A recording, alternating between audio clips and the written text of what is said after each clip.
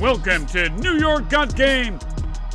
We are closing out the month of January for the New York Knicks in January. Wow, it's been quite the roller coaster ride for the Knickerbockers. A bit up, a bit down. I'm sure the fan base will agree. But thank you for joining us on another edition of New York Got Game. And we're going to talk about how the Knicks can end this month strong. They have some Western Conference foes coming into town to play at the Garden this week. Intriguing matchups for the New York Knicks. Also, trade deadline right on the horizon. We're under 2 weeks away. What will the Knicks do then? I know a lot of Knicks fans will want to talk about that. So, to talk about how the Knicks can close out this month and much more, we've got a special guest on this episode to join me. So, let's get right into it. The Knicks are heating up. Okay, we're going to get into talking about the New York Knicks. I mentioned before, they've won 3 games in a row. They got a big week coming up here with some very interesting opponents coming to the Garden. And here to talk to me all about it is my guy, beat writer for the New York Post, covering the Knicks. Stefan Bondy joins me now. And Steph, I know you are very happy right now, fresh off of seeing your Eagles go to the Super Bowl. Saquon Barkley running all over folks. Giants fans used to see that. They don't see that anymore. How are you feeling? How are you doing? I assume you're well. I'm doing well. Giants fans' tears are like PEDs to me. So I appreciate what Saquon's doing, just in terms of making Giants fans. I know that there's some Giants fans that say, "Oh, I'm rooting for Saquon." They're not rooting for Saquon. You're not Joe buying. Shane right now is sitting. I don't know where he's sitting, but he's got to be thinking that was the worst decision in the history of sports to give up this kind of caliber player, this kind of running back to the division rival, and then watch him run all the way to the Super Bowl. So, yeah, I'm feeling pretty good right now. Something tells me if you know Steph and you've watched Steph on Twitter, he's going to make Giants fans know that he's enjoying this very much. He is enjoying it. All right, Steph, let's get into the Knicks. They've won 3 straight games. They had a dominant victory on Saturday night against the Kings at the Garden. What have you seen with this team? What's been the key to their success that we've seen over the last 3 games that they've been able to play so well? Yeah, I mean, offensively against the Kings, it was just a clinic. That is the kind of basketball you want to see from the Knicks because it wasn't just one guy. It was a total team effort. And it included, now this is my big concern right now, it included no 3-pointers from Karl-Anthony Towns. And I think he's 1 for 10 since his thumb injury. But if you're not going to need that 3-point threat from Karl-Anthony Towns, and believe me, he was still a threat as far as the defense was concerned because they were going out there to guard him, and that still helped open up the offense. But I think it only took 1 attempt, and they were still able to just dissect the Sacramento Kings. I mean, Josh Hart has been everything for the team this season, and against the Kings, it was kind of like just exemplary of how his season has gone so far. Jalen Brunson has been doing some tremendous things lately offensively, and it was just a clinic. 100 and what did they score? 140 something? 143. Yeah, 143. So I mean, when you score that many points, I mean, you're typically not going to lose, and just great offense all around. Yeah, the offense looks really good. Are you concerned at all with Cat only taking 1 3-point attempt, and he had been 1 for 9 before Saturday's game? Obviously, we know the issue with the finger. Are you concerned with that at all? Yeah, I am. I mean, I don't know where this is going to go. It could very well be that he practices more and gets a lot more comfortable with that, whatever the tape around his thumb, and everything clicks. But if it doesn't, I mean, you're taking away a major element of not only Cat's game, but the identity of the Knicks and what they've become, which is space the floor and have Cat as this kind of like 45% 3-point shooter that every defense has to be terrified of. Yeah. I don't know where this is going to go just in terms of, does he get his shot back? How long does he have to manage that pain in the thumb, and how will it affect his shot? My instincts tell me that he'll figure it out, and he's going to, continue to knock down 3-pointers. He'll find a way. But yeah, I mean, that is a concern right now. And if you're looking at the list of concerns, it's probably pretty high up there because everything else looked pretty good. Yeah, everything else looked pretty good for the Knicks offense, and we'll see how they roll forward with that. Now, okay, this week, the homestand continues, 4-game homestand that they have. They've got games against the Grizzlies, Nuggets, and Lakers. So when you look at these matchups on this homestand, is it important for you that they show have a good showing against these Western Conference opponents and establish themselves? Maybe this can help establish themselves again as a true contender here in the Eastern Conference. Yeah, I mean, we're back to what we've been talking about, since the beginning of January, which is, they got to beat good teams to, maybe not prove to themselves that they're a legit contender, but, to show the outside world if they do care about that stuff. Because right now, I think if you look at, the way the NBA is shaking out, it's at least in the Eastern Conference, you have the Boston Celtics and the Cleveland Cavaliers. And I think the Knicks are probably a step below. And that's not because of their record, but their record is great. It's because of, their quality of wins and the teams that they've lost to. I think they're 0-5 against the top two teams in each conference. And they've padded their record against some really bad teams. So, yeah, I mean, listen, it's still only January. It really only matters in April, May, and June. But you'd like to see them beat some good teams. And, it's a test certainly against the Grizzlies and against the Nuggets. Yeah, no doubt about that. It's going to be interesting to see how they play this week. But you mentioned everything that we've been talking about in this month of January, Steph, right? And it's been an up and down month to say that. But even with that said, the Knicks have a chance if they can finish strong here in this month. They can finish with a winning record, despite everything that we've talked about for them this month. What do you think in terms of what we've seen over them for the past few weeks? What needs to happen for them to maintain this consistency, or at least the appearance of it, that we've seen over the last 3 games or so?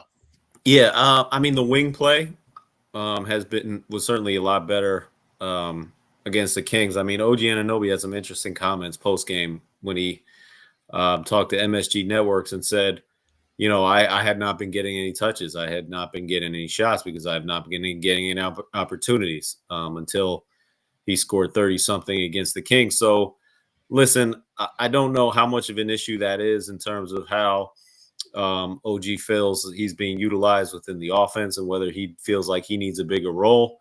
But, the as we discussed at the top of when we started talking, this team is at its best when everybody's scoring. And, that includes OG Anunoby, that includes Mikal Bridges. And I think with those two guys in particular, their offense kind of translate and bleeds into their defense. So if they got it going offensively, they're going to, it shouldn't work this way, but it does. They're going to play defense better, harder, or whatever the case may be. So I think they need more consistency from their wings. I think it's important that Cat hits his 3-point shot again. And they figure they've had some cases defensively where they've had Cat in a drop. They've had some instances where they played him up in the pick and roll. And I think he's done a pretty good job playing up in the pick and roll. So, maybe there's some adjustments there to be made. Preston Sachua coming off the bench has been, pretty good defensively. So, they need that to continue. And then when you look at Landry Shamet, he was a guy who was pretty much buried, for a couple weeks there. And he came back and he nailed some big shots against the Sacramento Kings. We've talked about it ad nauseum. They need a bench, and right. Landry Shamet could be a big part of that. Following up with that, with Shamet, we've seen it since the Hawks game. We saw him back into the rotation, right? Tibbs has expanded his rotation back to 9. Did the minutes police? Did they win here? And is this something you think might be here to say, Steph, or is it just, I don't know. Did Tibbs realize like, hey, I need to start playing more bodies? Maybe this is a good thing. Is this something, this 9-man rotation, do you think is here to stay? I do think it's here to stay as long as they continue to play well. I mean, having covered Tibbs long enough, he has a very short leash with certain people, and that's mostly with bench people. So, listen, we saw Landry Shamet struggle at a certain point this season. He was pulled entirely from the rotation. If he struggles again, I have no doubt that Tom would pull him from the rotation again, because that's just the way he's always operated. I don't know if there was a conversation. I found it interesting that right after, the minutes stuff became a bigger story, and then you had guys like Kevin Garnett and Paul Pierce chime in. I mean, these are two guys that, Tom Thibodeau had coached before with the Boston Celtics. They're probably the two players most responsible for his NBA championship, and for them to come out and say, listen, he needs to play his other guys more. In fact, Jalen Brunson and karl-anthony Towns should probably talk to him and say, listen, we need more of a rest. And then for him to open up his rotation to 9 players almost immediately after that, I thought it was interesting. I don't know if there's a correlation, but for the long-term sustainability, it's obviously a good thing to have a bench. We see it across the NBA. These teams that are successful, they have a bench. The Cleveland Cavaliers go 10 deep. The Memphis Grizzlies go 10 deep. I mean, you might have to pull up the stats. I don't have them in front of me, but who's the minutes leader for the Memphis Grizzlies? I mean, it's probably not even 30 minutes per game. So a lot of these good NBA teams are playing differently, and I think it's going to help the Knicks to have a deeper bench. Yeah, I agree. It's something, we'll be talking about it more in the next week as we approach the trade deadline, and I'll get to that in a second. I wanted to talk, you mentioned Josh Hart at the top and how good he's been. You obviously saw against the Kings his versatility, another triple-double for him. How would you describe how he's able to impact the Knicks offense and also you could say defense, particularly in this era of the NBA where we're talking about pace and space? You've got karl-anthony Towns, who's a great shooter that has transformed this offense, but Josh Hart, who's not a guy you're going to put the ball in his hands a lot. He's not, a big-time scorer, but he has a big impact on the offense and the defense as well too, right? Yeah, and you said you're not going to put the ball in his hands a lot, but they actually are. And they do it in a way where he's the point guard, where he's facilitating a lot of this offense where, Jalen Brunson doesn't have to bring up the ball and get picked up for 90 feet. Why? Because Josh Hart is bringing the ball up. And Josh Hart is the one picking up triple-doubles because he has the ball in his hands and he's able to get those kind of assists. He's, out of everybody on this roster, I think I would now say he's risen above the expectations the most. If I were to give out report cards right now for the season, he would be my 1A+. Just based on expectations. I mean, remember, at the beginning of this season, he was wondering whether, what his role might be and whether he should move to the bench just because there weren't going to be many opportunities with him in the starting lineup. But, he's kind of forced his way in there with his play. His rebounding is just, for a 6'4" guy, is just outrageously incredible. There's nobody even close to him in terms of the rebounding numbers for players his size. So he's just had an overall tremendous season. And like I said, if I were to give a report card right now, he'd be the highest grade. And I did look up the Memphis Grizzlies minutes. Not one player on the Memphis Grizzlies is averaging 30 minutes per game. And no, it's funny. I was thinking about that, and I knew for a while the Warriors were, at the beginning of the season, they didn't have one player averaging 30 minutes per game either. To go back to that real quick for a second, yeah, I think that stuff matters, right? You don't want guys to wear that. You talked about this with me a couple weeks ago and saying that it's not the way the minutes police think that it's about injuries sometimes, but it's just about guys being fresh to be able to win games against other teams that show depth, that go 10 deep, that go 9 deep. The Thunder, you mentioned the Grizzlies, the Cavs. That's where I definitely think that matters. Speaking of the Cavs, I just mentioned there, and the Celtics, you mentioned this at the top. They're still ahead of the Knicks in the Eastern Conference standings. Do you think the Knicks can close the gap on either of those teams, maybe before the All-Star break? And how much of that has to do with them winning games against really good competition?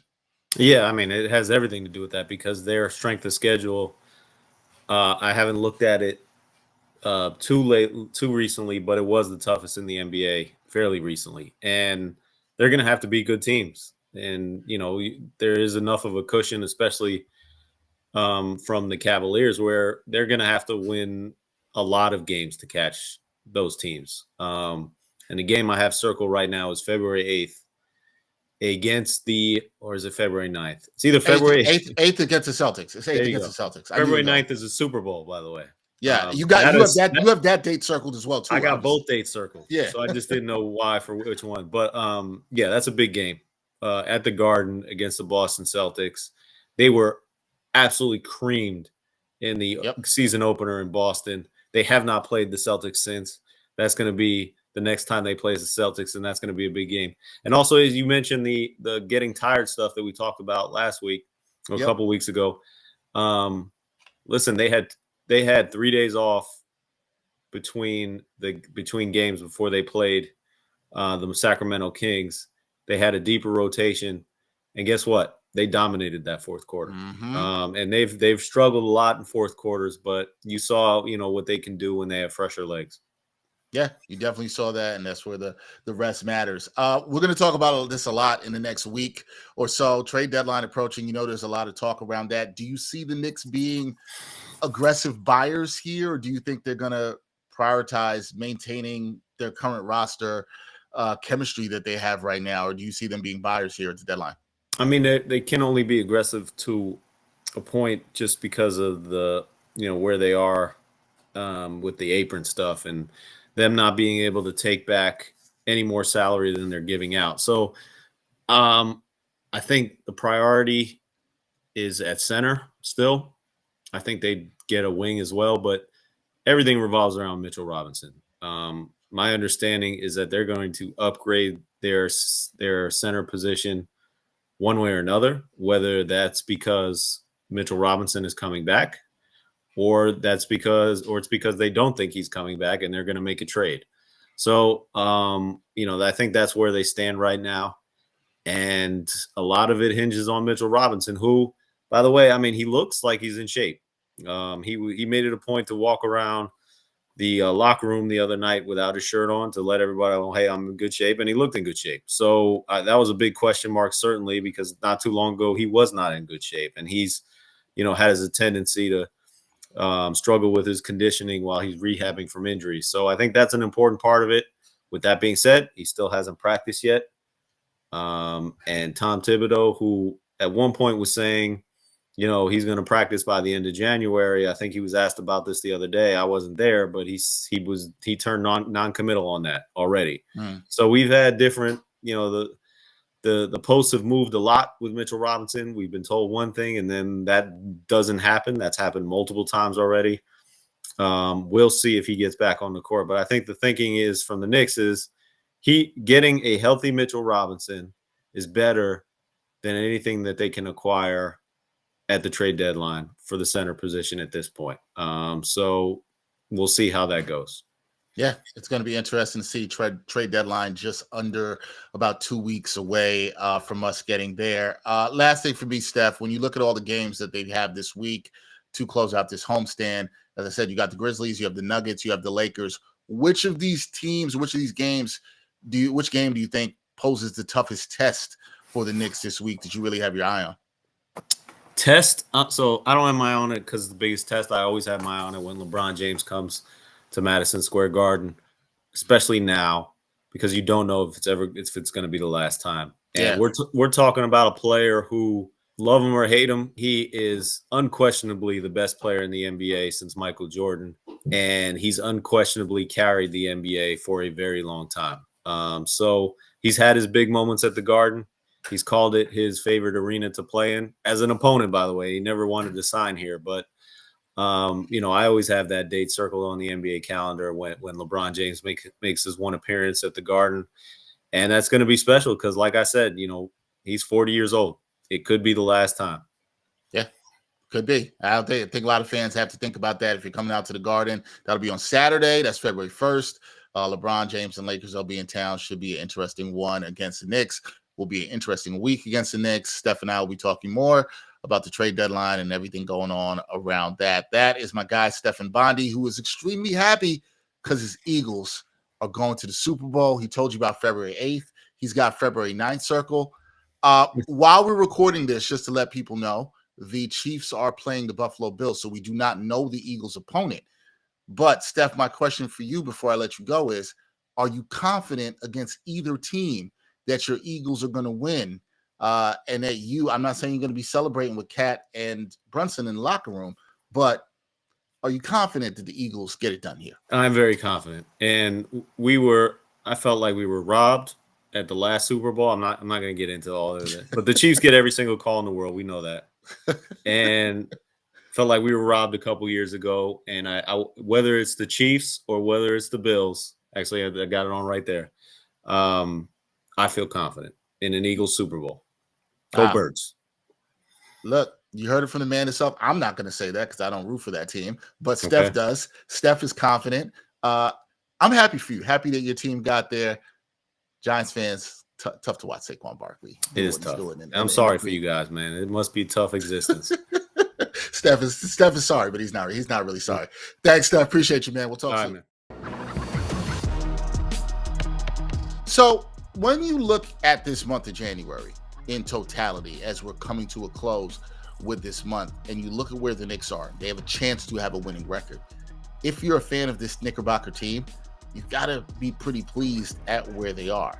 Look, are there some concerns around this team, including the depth, which we've talked about ad nauseum, and that conversation isn't going away? Could you have some concerns about Karl-Anthony Towns' thumb right now and how it'll affect him in terms of shooting? Yeah, that's a concern as well. But it's all about the opportunities you have. Now, is it time for the Knickerbockers to start winning some games, as Stefan Bondy and I talked about, against some of the upper echelon competition in this league? Yeah, they really have to show that they can do that, and they really have to have the depth, and they really have to be able to stay rested, and all of that stuff is going to matter with this Knickerbocker team as they move forward in the season. And then another thing, can they close that gap between themselves and the Celtics and the Cavaliers? Do I think they're going to catch the Cavs? No, I'm not. I don't think they will. They're in striking distance of the Celtics. Can they show that they can compete with those teams? That's the thing. I think the Knicks themselves and the fan base is looking to see if that can happen. We'll know a lot about that in the coming weeks. We talked about the marquee matchups this week, but also coming in February, there's some more marquee matchups. They have the Rockets next week. We talked about that Celtics game. It's going to be very interesting to see how the Knicks play. And they got those games at home, and you want to protect home court. Can they play against the other really good competition here in the NBA? That'll do it for this week's episode of New York Got Game. As always, thank you to the people who helped make this show great. My editor, Antonio Oliveras Nicole. My production assistant, Jeff Stansberry, who does a great job. It's a wrap for this episode. We're going to catch you next week on New York Got Game, where we're going to be talking a lot about the upcoming trade deadline next week. That will be a part of the conversation. Be sure to tune in on Thursday, another live show with my guy, Brian Fonseca. But for now, we're going to peace out. We'll catch you next time on New York Got Game. And thanks for watching New York Got Game. Boom shakalaka.